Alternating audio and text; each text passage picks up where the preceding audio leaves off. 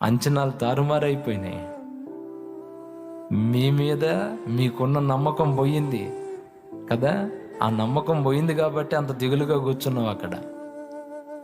ఇంక బాగుపడను, ఇంక అయిపోయింది.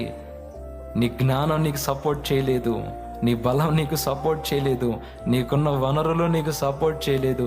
ఇంక నా బ్రతికి ఇంతేనేమో అనుకున్నావు కాబట్టి దిగులుతో ఉన్నావు. అయితే దేవుడు అంటున్నాడు, నువ్వు ఎప్పటి నుండో క్రీస్తులో నూతనంగా జన్మించావే, నాలో పుట్టిన ఆ రోజు నుండి ఈ రోజు దాకా నువ్వు ఏ ఆత్మీయ ఆశీర్వాదాన్ని అయితే అడుగుతున్నావో ఇస్తున్నాను. దీవించబడు, ఆశీర్వదించబడు. ఈ రోజు నుండి నీ పేరు మారుతుంది, నీ బ్రతుకు మారుతుంది. ఇప్పటిదాకా నువ్వు కోరుకున్న దీవెన ఆకాశ వాకిళ్ళు విప్పి సమృద్ధిగా పంపుతున్నాను. విశ్వసించిన వారు 2 చేతులెత్తి గట్టిగా స్తోత్రం చెప్పండి గట్టిగా.